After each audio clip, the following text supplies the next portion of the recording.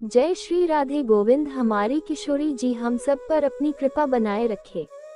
आज हम इस वीडियो में ज्येष्ठ मास महात्म्य अध्याय 16 सुनेंगे। इससे पिछले वीडियो में हमने अध्याय 15 सुना था। अगर आपने वो अध्याय नहीं सुना तो उसे भी जरूर सुने।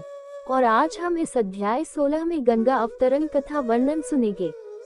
तो सबसे पहले हम सर्वप्रथम भगवान श्री गणपति जी, अपने ईष्ट देव और अपने श्री सद्गुरु देव भगवान के श्री चरणों में वंदन करते हैं और आज का अध्याय शुरू करते हैं। आप सब इस अध्याय को पूर्ण श्रद्धा भाव, भक्ति भाव और प्रेम से जरूर सुनिए। स्कंद जी बोले कि हे विप्रो, इसके पश्चात राजा भागीरथ निष्कंटक राज्य कर अपने पूर्व पितरों के समाचार सुनकर अत्यंत उदासीन हो गए और समस्त राज्य तथा कोष खजाने को अपने पितामह राजा सगर के अधीन कर उनकी आज्ञा लेकर दारुण तप करने के निमित्त तपोवन को चले गए। श्री शिवजी को प्रसन्न करने के लिए निराहार रहकर स्थिर चित्त से पंचाक्षरी विद्या ओम नमः शिवाय का जप करने लगे तथा 10 वर्ष पर्यंत दिन रात एक पैर से स्थित रहकर जल मात्र आहार करके तथा वायु पीकर तप करने लगे।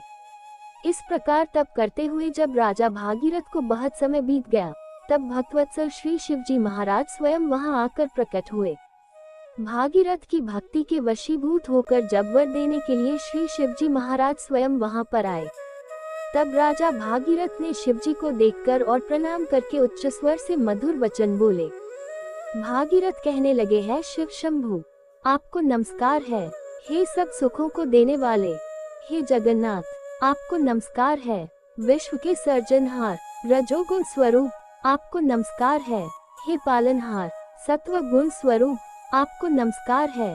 हे सबके पालनहार, कर्मों के फलदाता, भुक्ति भोग्य पदार्थों और मुक्ति के दाता, मन कर्म वचन स्वरूप ब्रह्मीभूत, आपको नमस्कार है। वायु को अंदर रोककर ध्यानशाली योगी लोग जिस निरीह शंभु को देखते हैं, उन सदाशिव को सदैव नमस्कार है। स्कंद जी बोले कि हे ब्राह्मणों, इस प्रकार भागीरथ की स्तुति से प्रसन्न होकर शिवजी बोले कि हे राजन, हम तुमसे बहुत प्रसन्न हैं, तुम वर मांगो। ऐसा सुनकर राजा भागीरथ बोले कि हे शिव, यदि आप मुझ पर प्रसन्न हो तो मुझको आप दृढ़ भक्ति प्रदान करें और पितरों की विशुद्धि के लिए सिद्धिदा गंगा जी को लाइए।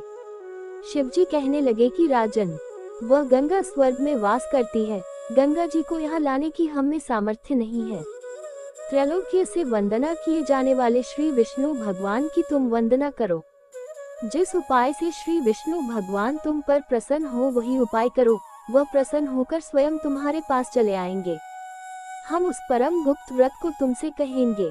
हे राजन, प्रथम सूर्यपुत्र ने भगवान विष्णु की स्तुति की और नमस्कार कर उनको प्रसन्न किया। प्रसन्न होकर भगवान विष्णु ने उस योग्य व्रत को करने के लिए उनसे कहा और उसकी विधि आदि भी समझाई। इसके पश्चात बहुत दिनों तक 3 भगवान विष्णु ने उस व्रत को गुप्त रखा। इस समय उस व्रत को मैं तुमसे कहता हूँ, तुम विधि पूर्वक उस व्रत को करो। ज्येष्ठ मास में प्रातः काल उठकर विधि पूर्वक स्नान करो तथा त्रिविक्रम वामन भगवान का पूजन करो।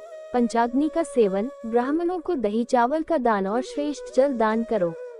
इस प्रकार 1 मास तक व्रत करने से भगवान प्रसन्न होंगे और समस्त पापों को नाश करने वाली उस स्वर्ग वाहिनी गंगा को लाएंगे।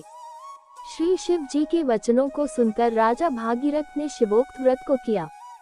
उस वक्त के अनुष्ठान मात्र से श्री विष्णु भगवान राजा भागीरथ के समीप आ गए। उन भगवान विष्णु की स्तुति तथा नमस्कार कर उससे परम पावनी गंगा जी के लिए राजा भागीरथ ने याचना की। विष्णु भगवान बोले कि हे भद्र भागीरथ, तुम मंदाकिनी के पवित्र तट पर तुम मेरे साथ चलो। वहां चलकर जप, हवन, स्नान, द्विज तर्पण, ब्राह्मण भोजन और भक्ति युक्त चित्त से अनशन व्रत करो। इस प्रकार 1 वर्ष तक इस व्रत को करते रहो। 1 वर्ष पश्चात वह गंगा तुम्हारे साथ चली जाएगी। भगवान विष्णु के वचनों को प्रमाण मानकर राजा भागीरथ ने विष्णु भगवान के साथ मंदाकिनी के सुंदर तट भाग में स्थित होकर विष्णु भगवान के कहे हुए व्रत का परम भक्ति से अनुष्ठान किया। तब श्री सर्दविरा गंगा जी प्रसन्न हो गई और राजा भागीरथ के सामने सुंदर नेत्रों वाली स्त्री रूप में प्रकट हो गई।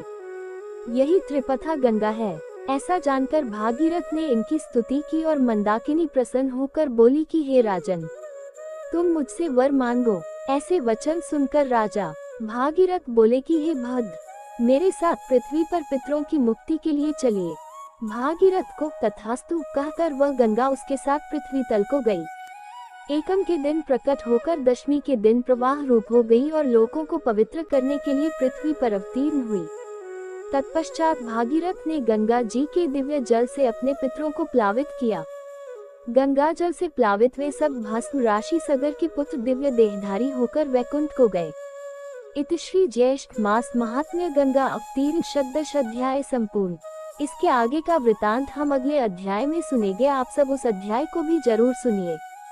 तो आज का वीडियो यहीं तक, फिर मिलेंगे अगले वीडियो में। तब तक के लिए आप सभी को प्रेम भरी राधे राधे।